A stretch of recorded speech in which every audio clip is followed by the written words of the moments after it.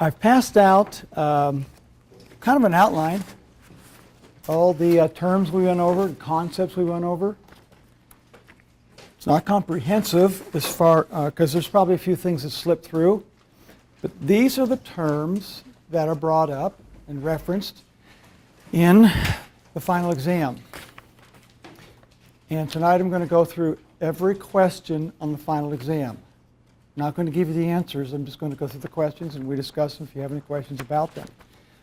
You'll see on this list terms relative to either within the questions in the final exam or within the potential answers in the final exam. I mean, I can give you all the answers. They won't mean anything to you. The answers are A, B, C, D, E, and sometimes F. It's all multiple choice. No fill in the blank, no essay, of course. I mentioned on the page 2 a few of the best practices. These are just a couple, really a few of those that we've talked about. I want to make sure you understand the difference between a pre-press necessity, you've got to do it or the job won't print correctly, and best practices, which is in designing the file as far as your workflow goes. So there might be a few questions on the best practices. And near the bottom, well, at the bottom of the second page, did I miss anything on this list? We formulated a list, not as extensive as this, but we formulated a list at the beginning of the semester, first week, first class, when I talked to you about what pre-press is, everything that deals with all the decisions you make and the process you go through to the time it actually gets printed. That's all pre-press. Some of these pre-press issues are in the hands of the printer. Like once you send the file there, how they prepare the files, okay? And they do pre-press work. But we've talked about printing and pre-press on the printer's end and how it relates to you as a designer, so that you set up files thinking ahead of time the issues that you could create if you don't set them up correctly. And that's what we've been doing about in this course. And I mentioned that first week, if you could just stop doing these problems, okay? I'd be so happy, and I feel like you did great in the whole course. Some of you still need to resubmit some of your work that you didn't score very well because you didn't do one of these 4 things. Or I should say, one of these 4 things you did do. Because this is the list of problems, pre-press problems. Now, if you have any question, let me go over these really quick. If you have any questions right now as what it is or what we're talking about, I'm not going to go extensively through setting up files and showing you examples, but if you don't know what this means or what it's related to, please raise your hand at this time. Missing non-embedded graphics. Another way of saying that is you've linked to graphics and they're not there. Okay? You didn't embed them, which we usually try to avoid because when you embed graphics, you can't edit them very easily. I mean, not thoroughly.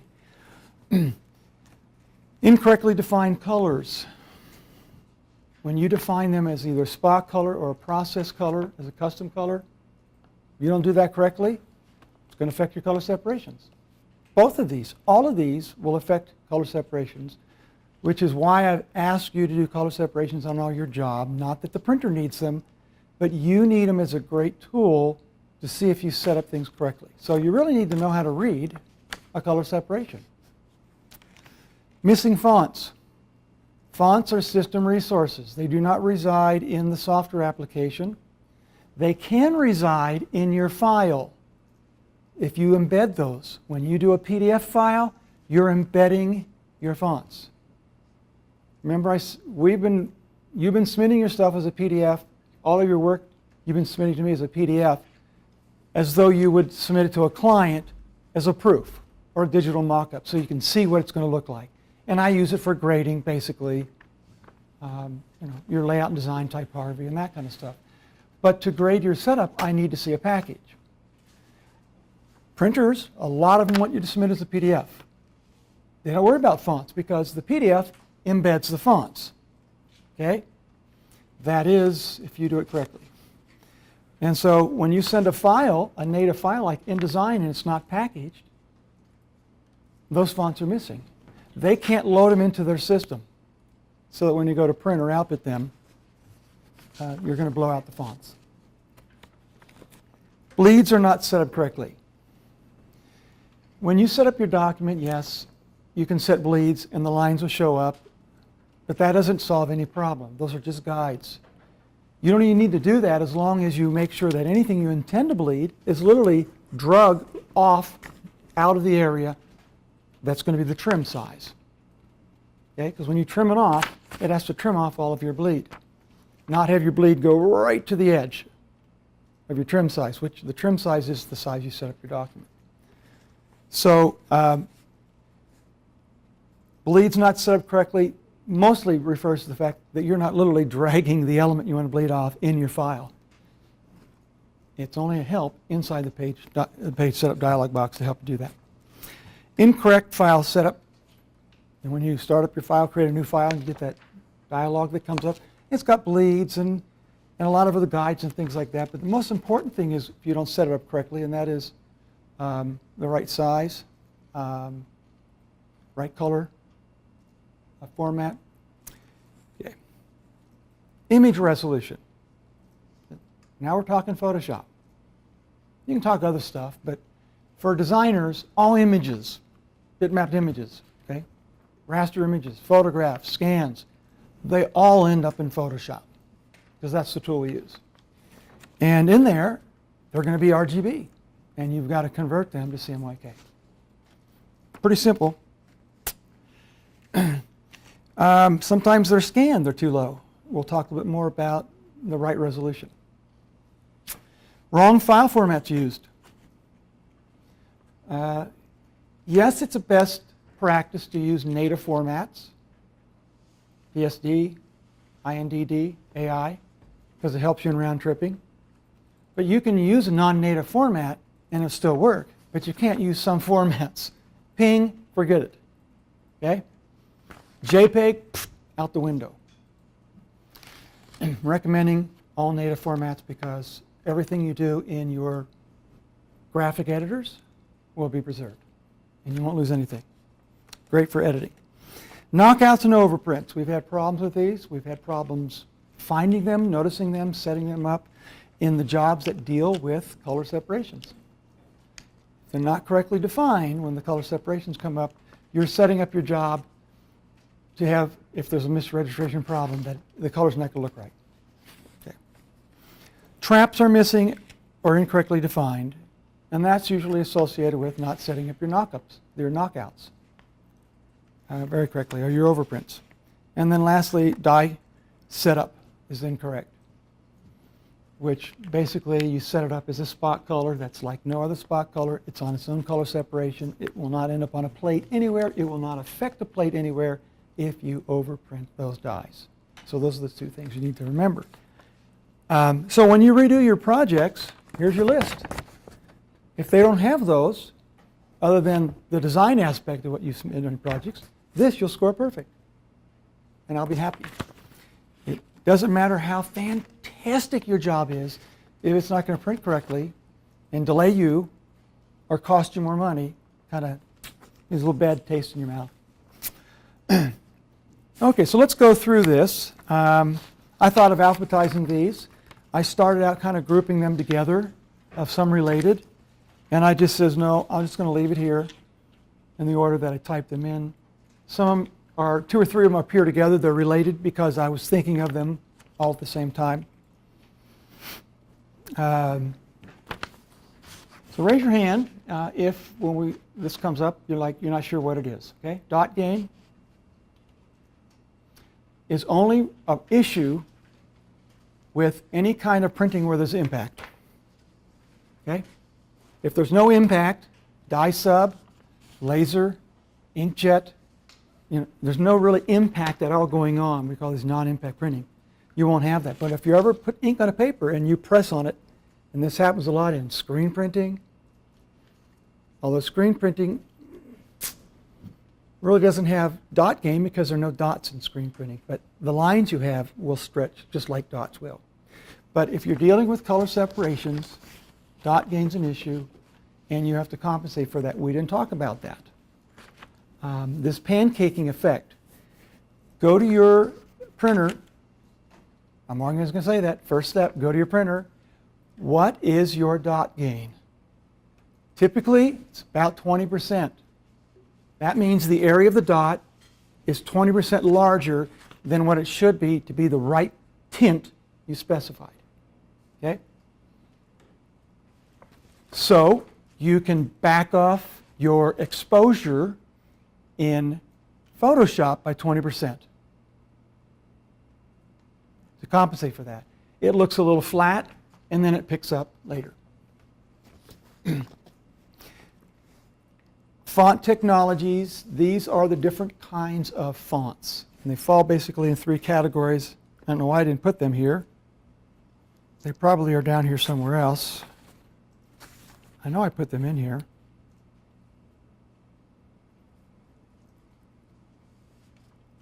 Oh, do you see the font technologies anywhere else on here? We'll skip over it if we come to it again.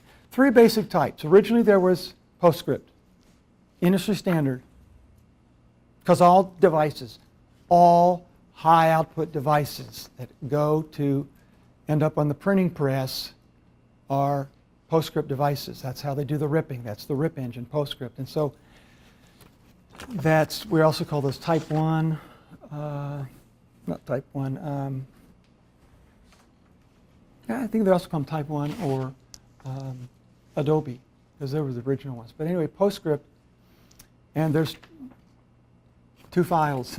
One's for the screen, one's for your printer. We're transitioning to well, you know about TrueType also. I don't know if I went over this history before, but real quick. TrueType basically was created by Microsoft and Apple because they were tired of paying Adobe for their royalties on their PostScript. Every time they put fonts in their applications or in their system software, they had to pay a royalty to Adobe. So they wanted to come up with their own technology. And they did it with you have only one font, only one file. It had both the screen information, which is pretty much bitmap, and the vector information that's needed to go to the laser printer. Okay. It never became the standard because there were so many blasted PostScript fonts. PostScript fonts and TrueType fonts, neither one of them are what we call cross-platform. True cross-platform, meaning any font will go on either PC, Windows, or Mac. TrueType Mac will not run on a Windows. A Windows TrueType font will run on a Mac.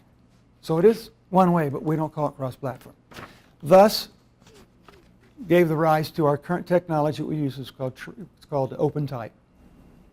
And it's a merger of all those 3. They all got together. Adobe, Microsoft, Apple, they go, hey, let's stop fighting and let's create something that's best for everybody, okay?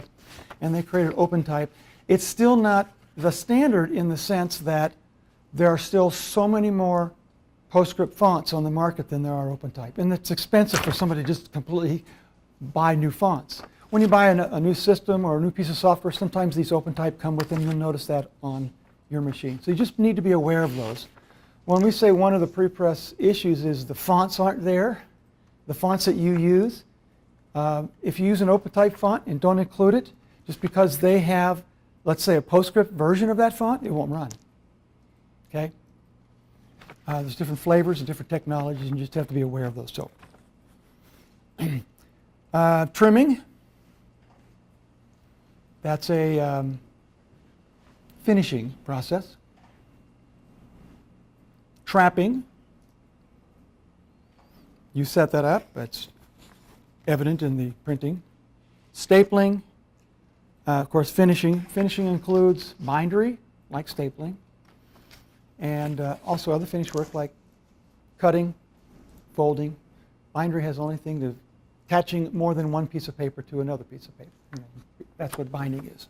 And you should know, I don't think listed down here, you should know saddle stitching, side stitching, perfect binding, book binding. When you did your project where you had to identify kinds of binding in that, okay? Some of you were really off. We'll go over that second half tonight with some examples so you actually can know what you're talking about. raster image processing, or a raster image processor, or two processor raster image. That's the process where your data in the file you create is converted into information that the output device, the printer, uses. The proofer, plate maker, whatever, converts it basically to a bunch of rasters. Even though this is a laser printer and it images laser graphics, when it's rasterized, all it is a bunch of rasters. Everything ends up as a raster. Now, for it to be high resolution, you have to have a really high resolution printer. This is 600, not good enough. I mentioned 1200 dpi. Dots, or little rasters per inch, is what we call near typeset quality. And when that 1200 dpi printer came out, desktop publishing, if you've ever heard of that term, finally became of age. Because now you could literally create something and output on your desk that you could send to the printer and it looks pretty much like it's typeset. But it's only near typeset quality.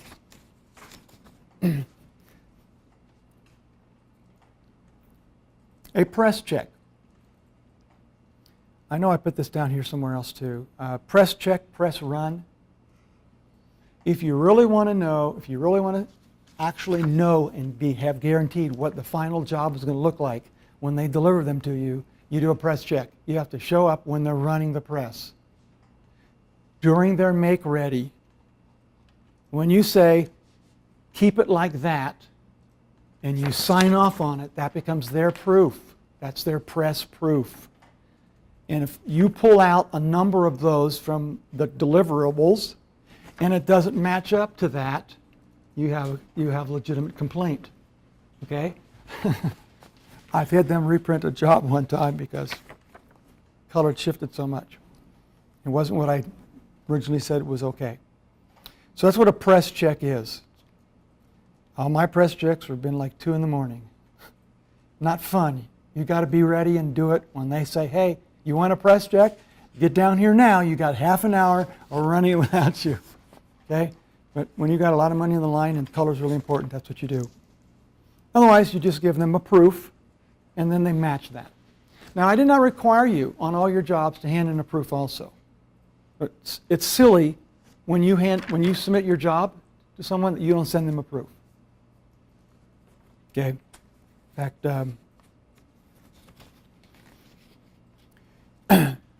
electronic version is not necessarily going to be a proof unless you have your system calibrated with your printer, and you've got to talk to them, and that's quite a thing to make happen. Send them a hard copy or drop it off and say, this is what it's supposed to look like, and then you don't have to do your press check if it's critical. Halftones. When do you need halftones?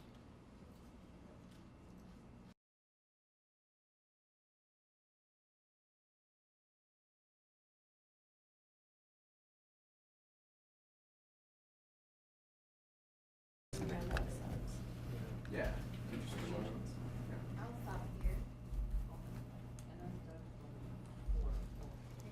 Okay. I want to go through this quickly with you, but give everyone an opportunity to see the questions that are going to be on the final exam. I think this is as big as I can make it. Can you read that? Which I have 6 statements here, and it's a true false. It's a true false in all of these. Okay, so instead of one question, there's 6 statements, and you have to check if they're true and leave them if they're not true. Okay. So you can read those? Can you read them back there? Kind of. Kind of? Can I turn off the light? Please. That'd be great. That better? Yeah. Anybody know how to make this bigger on the screen? Control plus. Yeah.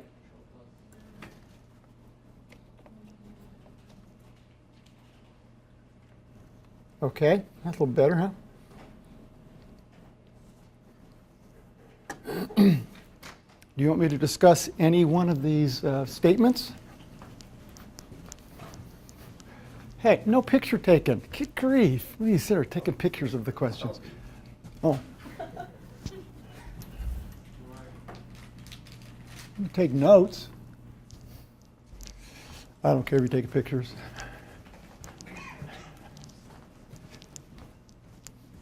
Anyway, these questions all deal with color models. Well, mostly. Well,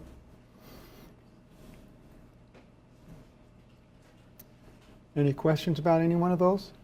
Why does the third one say it's okay to work in RGB mode in Photoshop, but just make sure to convert? Is that the only part that's important? That you convert it? Yes, RGB has all of the original information. Whether you take it with a digital camera or you're scanning it in, that's your original information. You want to work with that one within Photoshop. But printer can't handle RGB. It'll convert to CMYK, but it's best for you to convert it so you control that. Yeah. Yes, you do. Yeah. The convert, make sure your files are CMYK are at the very end of your production, not at the beginning. Because when you save something in like JPEG, that ought to be saved in RGB because that's the original data. Good question. Oh, did I give away the answer? It's okay. Not necessarily. Okay, move on here for question 2. Which of the following are common problems with files that are sent to output? And again, this will be, when they're square, they're multiple answers. When they're just radio buttons, they're multiple choice. So there's more than one answer here. And like it always says, and it did in the quizzes, if you guess wrong, you not only do not get that point, but you get it deducted. Okay, so no guessing here.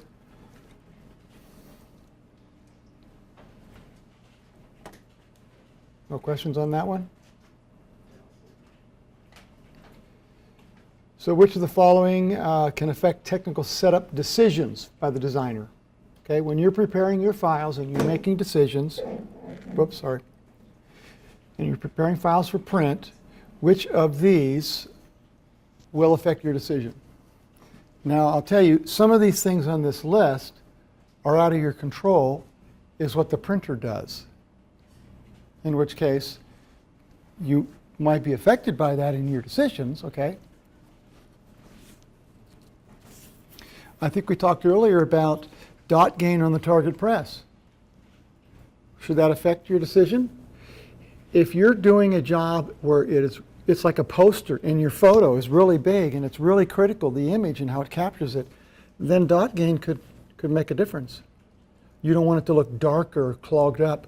So that will affect how you prepare the file so that when the dot gain makes it more dense, it won't be too dense, so you dial it back in Photoshop. So you can see by that information, that would affect your design decisions. Or production decisions, the same thing. And I'll give you, okay, so choose one of these and we'll discuss whether it's the answer or not. Which one you have a problem with, and I'll tell you what the answer is. Not all of them. Creating a comp. A comp is a comprehensive layout. When your comp is approved, your job's done, right?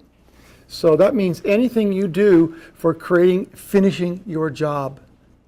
Is that going to affect your decisions?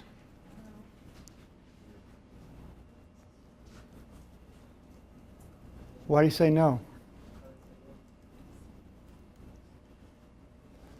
Creating a comp is another way of saying is the entire design process. Maybe that should be eliminated because it's kind of redundant. Yeah, every decision you make is toward creating the comp, and the final comp that you want to create is all about your design decisions. They're all intermingled. Okay, I'll cover the one. How RIP engines work. You don't care. It's not going to affect at all how you design anything. I talked about you need to know what RIP is and what goes on, but you don't have to know how they work. Totally out of control. Is this a tricky question, creating a comp?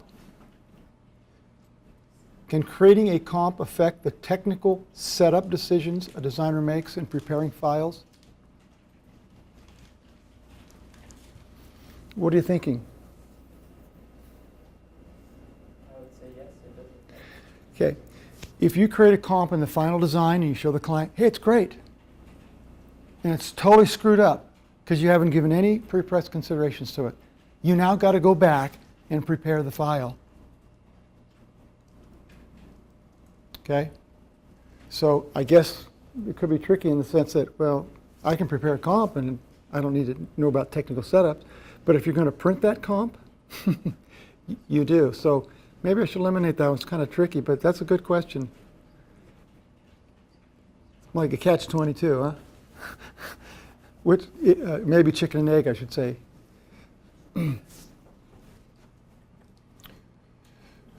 Maybe it should be put, do you really need to technically set it up so that it can print for you to have a comp to show the client? No. But you're going to have to go back in and... That's a lot of green. Okay, I'll review that one. Number 4, which of the following is true? These are about halftones.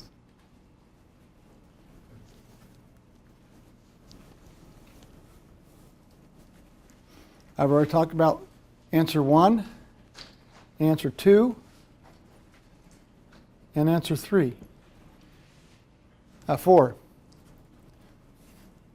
The higher the quality of printing, the lower the line art screen required to print it. I'll give you that answer.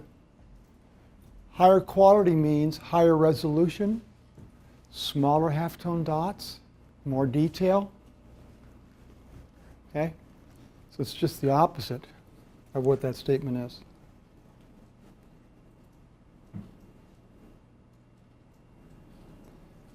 Are we done? Anyone have a question? I don't want to go ahead before you're reading. I don't want to read every question. It takes a long time. You're faster readers than I can read, huh?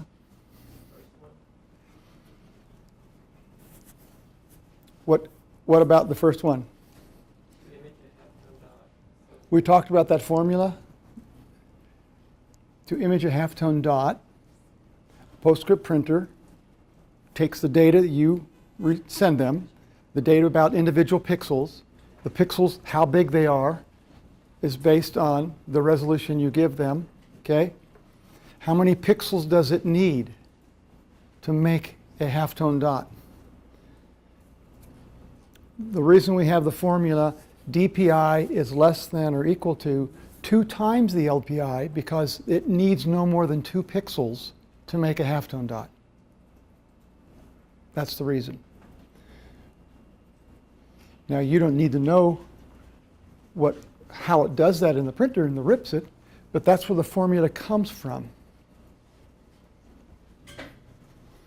So it doesn't need more than 2 pixels, and that's why we have that formula. Does that make sense now?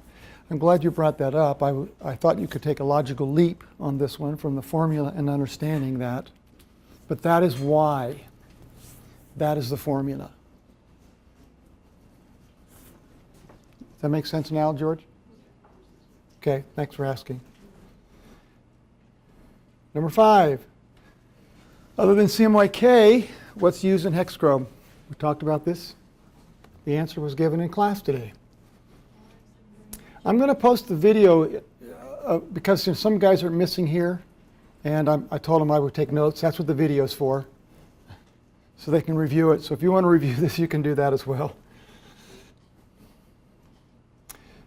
Common form, most common form of reproducing things on the press. I gave you that answer earlier today too, didn't I? It's because it's the cheapest, the quickest, and it runs a long, long time on a job. PDF files, okay?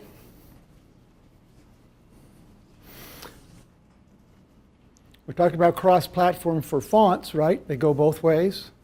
Can a PDF run on either way, either platform?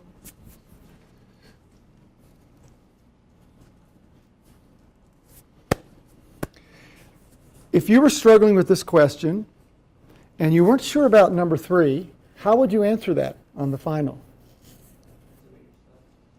Yeah, go into Photoshop, go to the Save As dialog box. Can you make a PDF? Okay? Yeah. That's why you can use the computer when you take the final exam. Because that's what you would do in real life, wouldn't you? You want to work with PMS colors in InDesign. What color model do you use for PMS?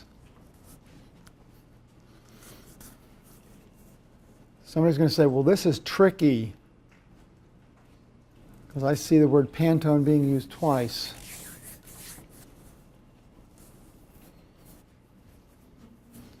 If you know what the P in PMS stands for, you at least got it down to two answers, right? And I'll just say the coded and uncoded is just the stock the color's printed on to let you know what it looks like on that particular stock. That's not the color model. Okay? Number 9.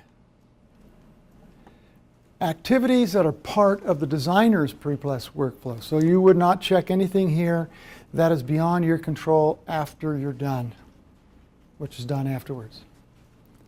Okay? Anybody wants to know if one of the answers is correct or not? I'll give you one free answer on this. George will sniff out a bad answer, so I'm waiting for him to find them.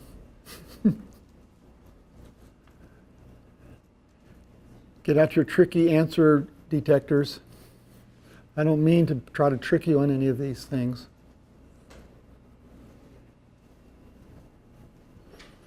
Nobody wants a free answer? I guess you know all the answers then, right? Should we move on? Who doesn't know if they don't know? Anybody don't know if they don't know? Okay. Ripping a file, we've already talked about ripping. You're done. The time you rip the file, you're done, right? But you said again, you don't check anything that's out of your control after it's the press. So The reason I remember this one is because when you do your color separations, you're ripping them, and that's part of your design process, isn't it? Yeah.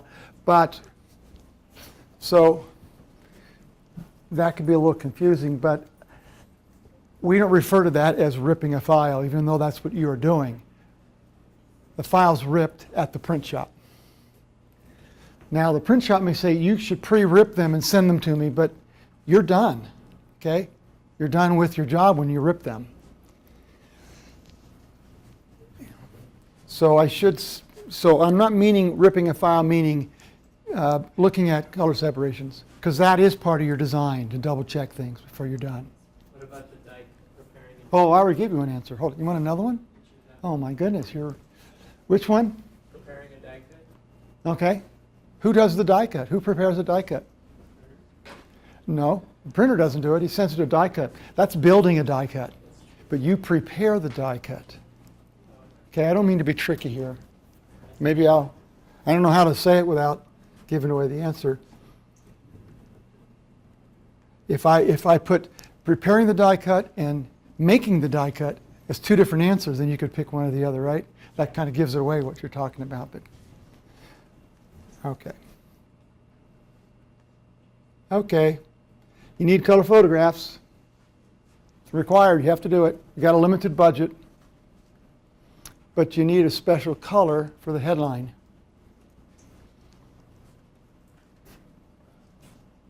Which type of inks would you use? The question is a headline really critical enough to require a spot? Because it's large type, we're not so much worried about if it was small type. If I said you needed a special color on the text, you're going to need to use spot.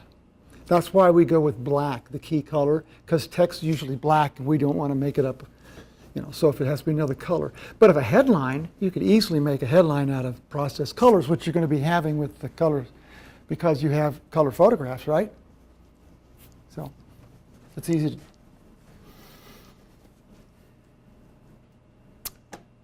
Which of the following circumstances, would you use processed colors?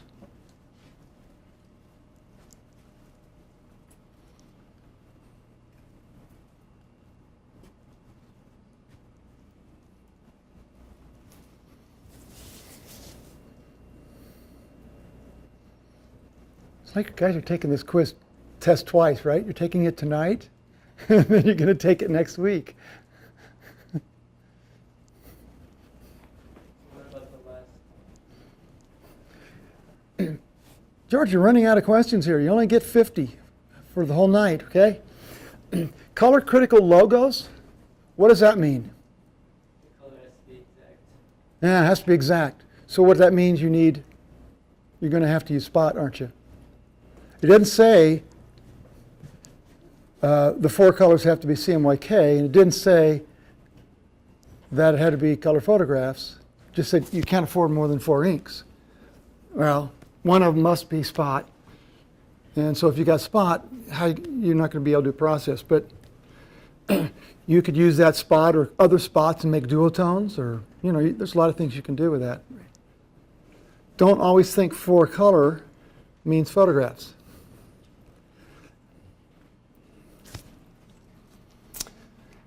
Question 12, rich black. Talked about that earlier today. You should be able to. Safe and practical application of ink. Remember, I told you, you got to do some math here. And the magic number is 300.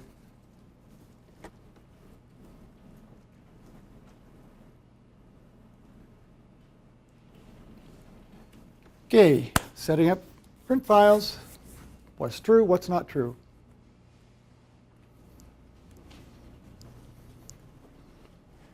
Anyone else besides George have a question on this?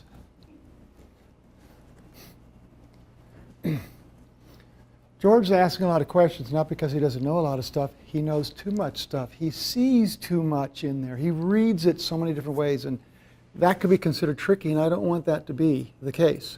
Now, he had a question on, do they set up the dies? You can, during the final exam, raise your hand, come on over here, and say, hey, I know the die maker makes those, but is that what you're meaning by setting them up? And I know what you want, and I can help you through it, okay? I don't mean for these to be tricky.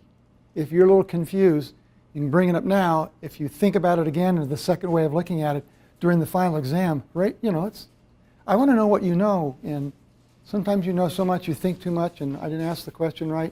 I'm not trying to trick you. This is not about a test or how you can take tests. Always set up the bleed for 25 inches. Always set up a bleed for a quarter of an inch.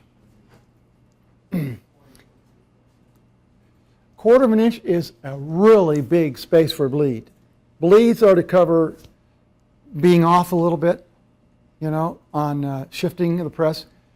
They do require that on web presses running newsprint for newspapers, because it's just going so fast, and they want a lot. But sheet fed smaller ones, 1/8 of an inch is plenty, because it's not going to shift that much in the cutting or the, yeah. So, if you always did it that way, you could, but you may end up, if you're not careful, cutting off some critical part of the image on the edge that should have been cut off. Yeah. Anything else? The second one, when you say head-to-head, you mean like this? When you hold a 8.5 by 11 sheet of paper in a vertical position, your headline or the top of it is at the top. That's the head. So if you had 2 pages and they were head-to-head, the one on top would be upside down, because its head is on the bottom. And the one at the bottom, the head is on the top. That's what we mean by head-to-head, as opposed to head-to-foot or foot-to-foot. Yeah. Header, footer, those terms come from the same thing when you set up your margins. It goes way back to Microsoft Word, right? They call them headers and footers, and yeah. Okay? If you want to create appearance of a multicolored job, you know what? You only got 2 inks. Well, 2 is multi, isn't it? You want them to look like it got quite a few more than just a couple. There's some tricks you can do, right?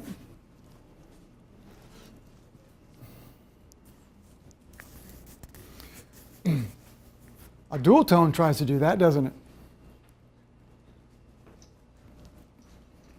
So you need to know the different definitions there. I don't know if I'm going to give away 1 out of 3 answers here. You should. It's pretty easy to figure out, right?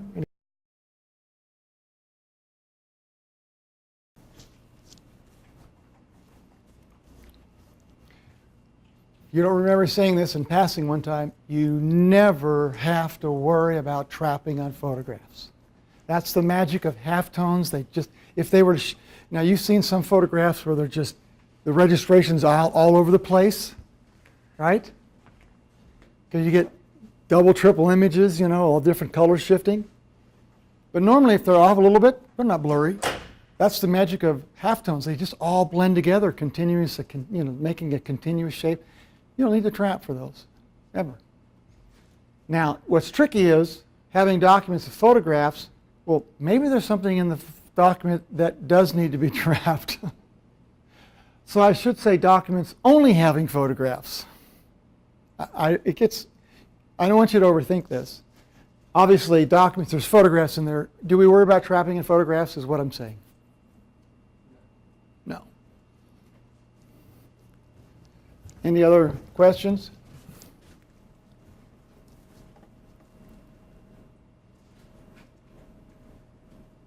No one has a question on the second one?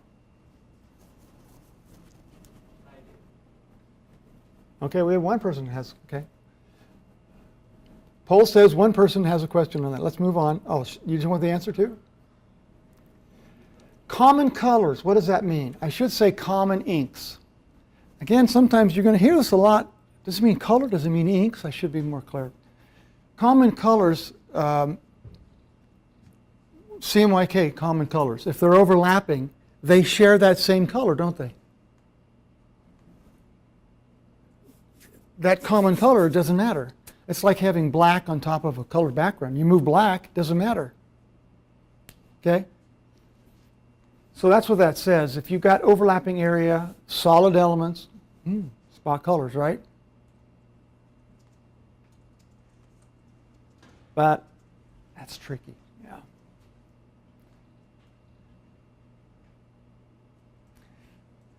I didn't say solid inks are being used. I just said they're solid objects. That's kind of tricky. Documents, they're filled with color, CMYK colors. And they don't share any common elements.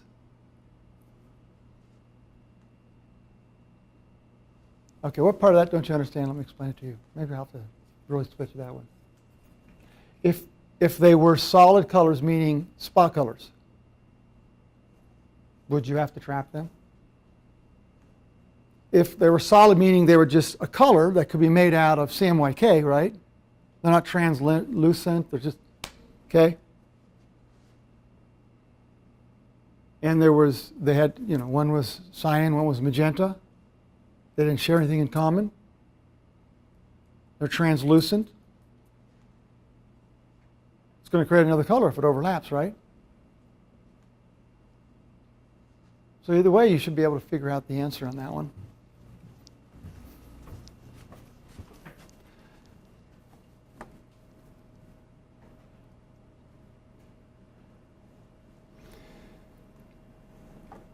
Documents with some colors, some CMYK colors that overlap, custom colors, put it that way, overlapping custom colors that don't share a common ink in their formula. See, that'd be more clear to say it that way, wouldn't it? Understand what I just said?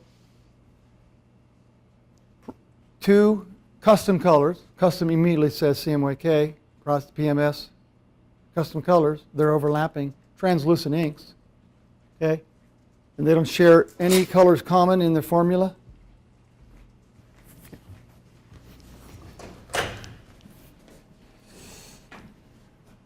You're just always going to be right if you knock them out and trap them. You'll be safe every time. Okay? This question deals with how the paper is pulled through the press. That's the only thing that distinguishes different types of presses when we talk about them as being one of these two types. I'll just say relief is not a press, it's a printing process. That can go on either type of press. So, Why we create outline type. Any tricky answers there?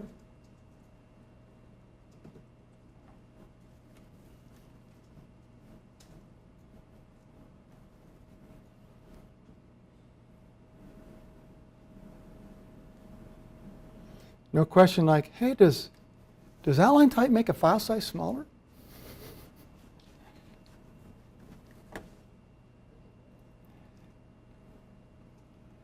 No, it doesn't. Makes it a lot more complicated and a lot more processing when you do outline type. That's why you kind of avoid outline type in a lot of text. Okay, dot gain, remember? Pancaking effect, halftone dots. Would a smaller dot gain more area or a larger dot gain more area, you think?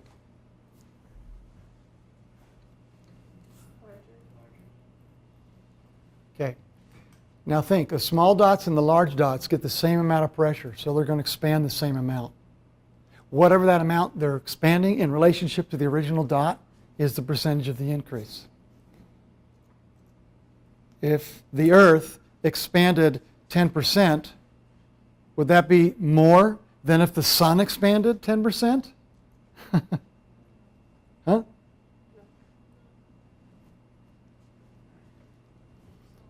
In relationship to the Sun expanding 10%, how much it grew as opposed to the Moon changing 10%. Okay, that can help you understand that. Yeah.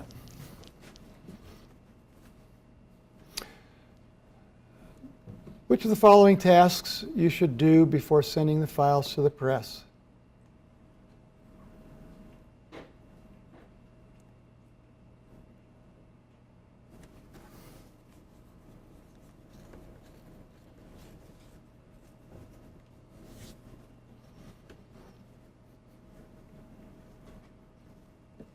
Any questions on the questions?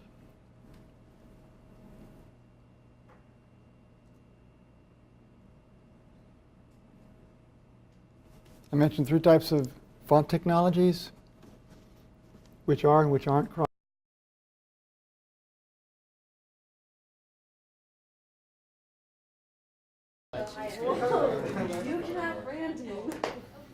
What questions do you have about the client presentation next week? No. What do you mean by hard copies? Like just print it out? Like A hard copy is a printout. Soft copy would be the file itself. So want us to hand maybe the client just printed copies of what we're presenting to them? when you make a client presentation, you can do just printouts, you can do proofs, you could do mock-ups. They're all different levels of presentation. Minimal, I would say, is to print out your comp. So it kind of looks like a flat printed piece, and that's what it would look like. Some of you guys, I've noticed you've got your digital mock-ups where it shows what it looked like in 3 dimensions. If you have an actual mock-up piece that you're going to be showing, and I believe I required you to have mock-ups, right? Does anyone need help with their mock-ups? Any techniques or something you're not knowing how to do? We've got some tools over in 2665, everything, for mounting, cutting, trimming. If you have any issues, please let me know. You bring your mock-up. Now, when you do your presentation, you don't give your mock-up to the client during the presentation, because all you've done is distracted. You are the presentation. You give them the mock-up, they're so busy looking at the mock-up that you got to stop talking. Are you finished yet looking at that? Because they won't pay attention. But it can be a great thing for show and tell, and you really should have a slide of your mock-up up there. So it's nice and big and they can see it, and here's the show and tell to show you, and we're going to give it to you. But let me explain who the audience is. Let me explain how much it's going to cost. Let me explain, the message is going to be conveyed. That's what your presentation is about. Now, have you filled out, has each team filled out that outline for your campaign plan?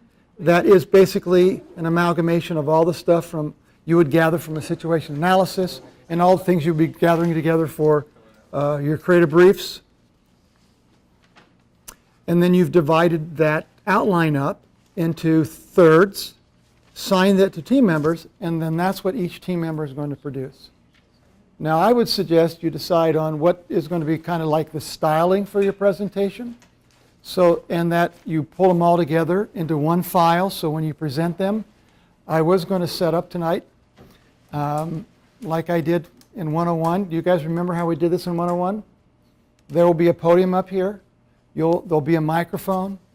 You'll have, your slides will be presented like this, and you'll be able to see over here where the slides are presenting, presenter's view in PowerPoint, where you can see what the next slide is and what slide is up, so you don't have to keep going like this.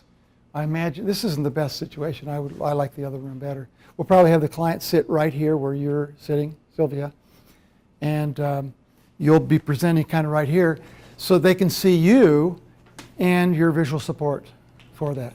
Now, what your slides are to demonstrate is your understanding of messaging. If you're going to do a billboard, right, or a poster, you're making one point. You got a big graphic to attract their attention and few words. And you're doing this again and again and again and again. What choice of graphics are you going to be using in each slide to make your point? If you're talking about your brochure, you'd see a picture of the brochure.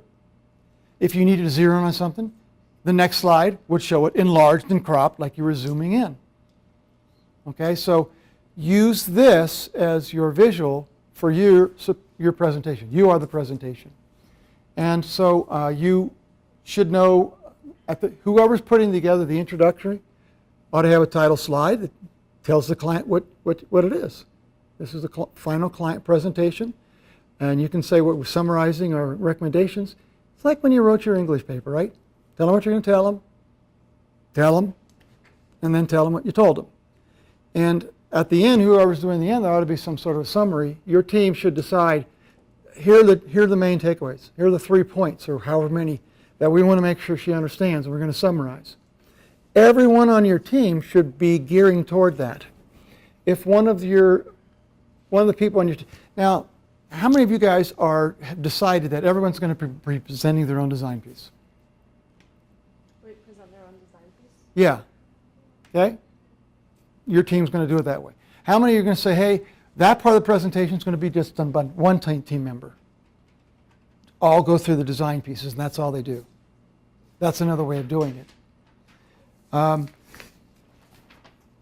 Part of this, which is not, this class is geared to printing, but it's also a capstone class in a sense of what you've learned in this program. I've asked you to tie in the social media with what they're doing in print. Now, whether or not they're doing right with social media, you can make recommendations. You should be having in your design pieces the little icons, little bugs, saying here the media we're on. There ought to be clearly cross-media, and that ought to be our presentations. If somebody's going to be covering social media, how is it going to be used? Just don't say, hey, you got to use Twitter. Tell them how to use it, the kind of message they're going to use. So anyway, I'm interested in your ability to refine all this information. There's been a lot of information you were given. Funnel it down into a specific, focused series of recommendations, and you're all on the same page of doing that. Now, does anyone really need any assistance with laying out slides? I don't think you guys should have any problem with layout and typography and all that kind of stuff. I want to mention, please, do not make these slides like they were going to be posted online and the audience has all day to look at it, or they can move on. This is a time-based presentation, and because you're having a client, you're getting immediate feedback. You need to be done talking about whatever your point you're making with your slides when the client is done. And you should know how that should be. Don't have paragraphs or bulleted lists that go on 12 long, okay? 1 point per slide. That's what I'm looking for. And Do I need to say this? I better say it. No canned clip art. Maybe I should say you're going to flunk if you use one bubblehead guy on there to illustrate something. You know what I'm talking about? No way. The bubbleheads, no faces, they're just a sphere. Yeah. So anyway, that's what we're going to do next week. The presentations is the first part. When we're done going through all of them, then the remainder time we'll have for the exams. Questions, comments, snide remarks? Okay.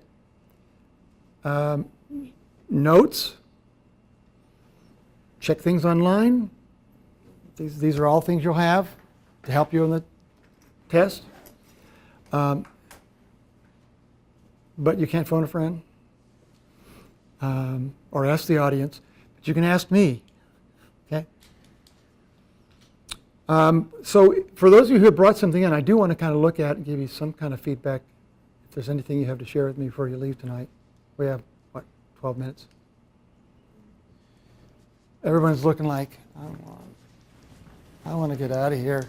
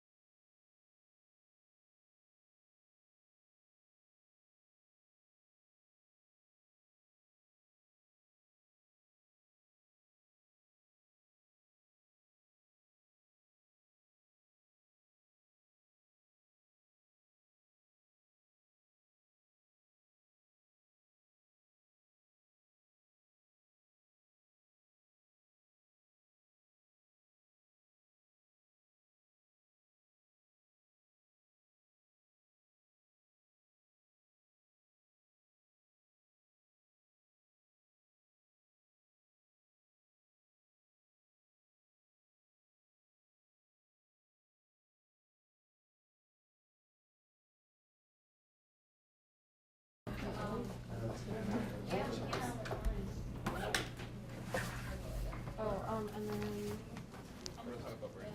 My portfolio will be done by tomorrow. No, I'm saying, Dude, why is that much? You cannot branding. What questions do you have about the client presentation next week? No. what do you mean by hard copies? Like just print it out? Like, A hard copy is a printout. Soft copy would be the file itself.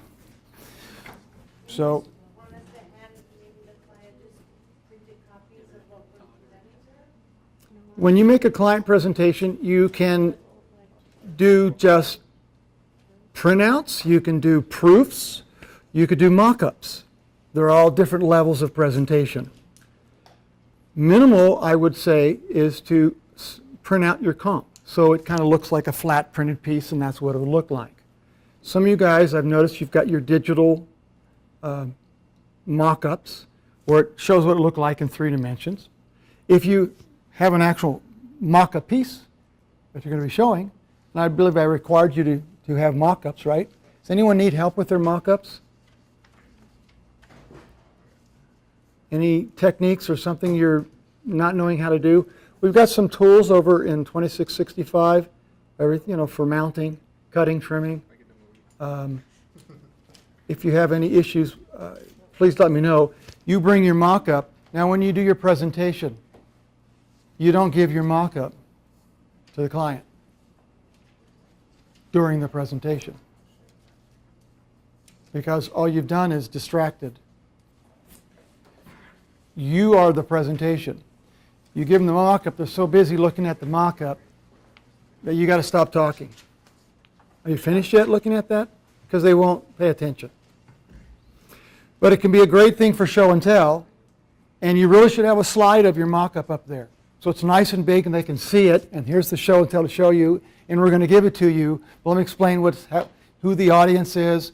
Let me explain how much it's going to cost. Let me explain, the message is going to be conveyed. That's what your presentation is about. Now, have you filled out, has each team filled out that outline for your campaign plan? That is basically an amalgamation of all the stuff you would gather from a situation analysis and all the things you'd be gathering together for your creative briefs. And then you've divided that outline up into thirds, signed that to team members, and then that's what each team member is going to produce. Now, I would suggest you decide on what is going to be kind of like the styling for your presentation. So, and that you pull them all together into one file, so when you present them, I was going to set up tonight, like I did in 101. Do you guys remember how we did this in 101? There will be a podium up here. There'll be a microphone. You'll have, your slides will be presented like this, and you'll be able to see over here where the slides are presenting, presenter's view in PowerPoint, where you can see what the next slide is and what slide is up, so you don't have to keep going like this.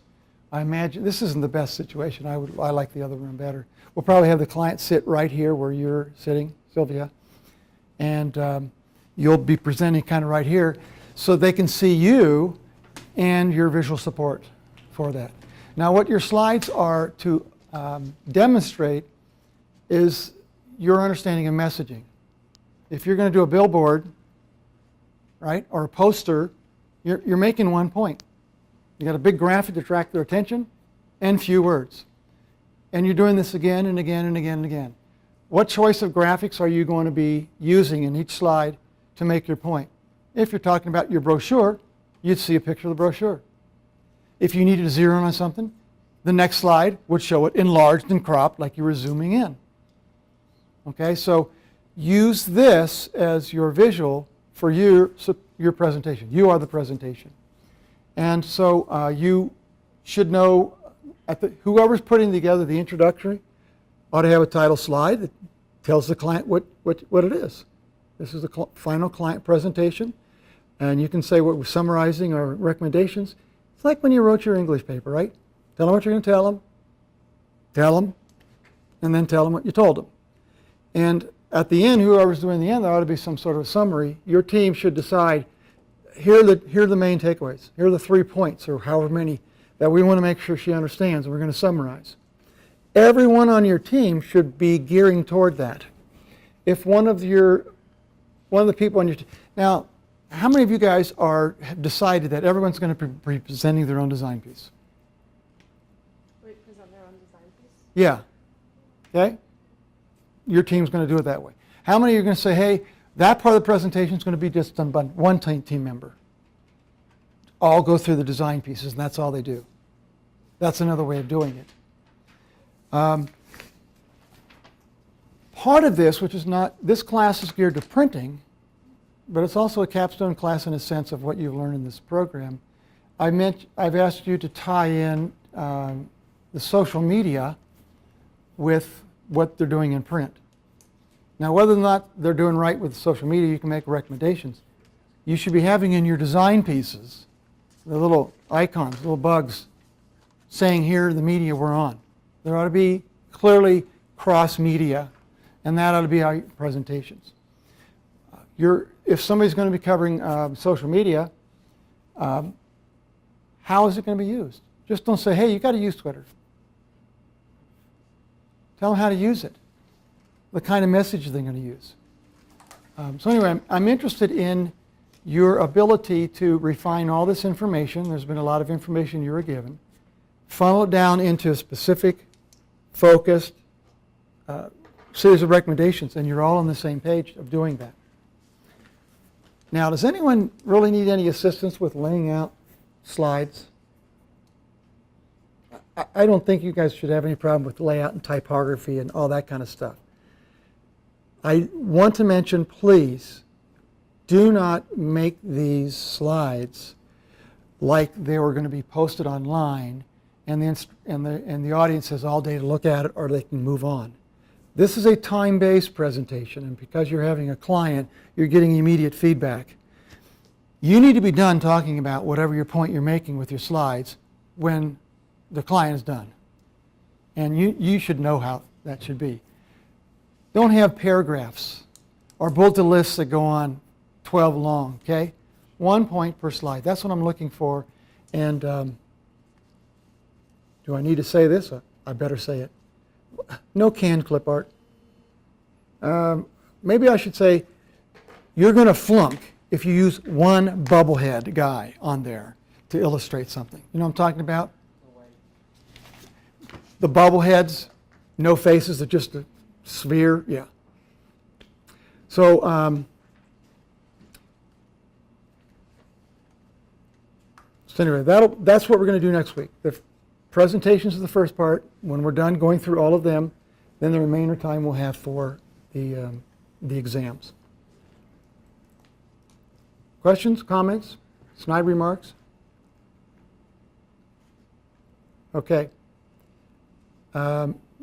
Notes. Check things online. These are all things you'll have to help you in the test. But you can't phone a friend or ask the audience. But you can ask me. Okay. So for those of you who have brought something in, I do want to kind of look at and give you some kind of feedback. If there's anything you have to share with me before you leave tonight. We have, what, 12 minutes? Everyone's looking like, I want to get out of here.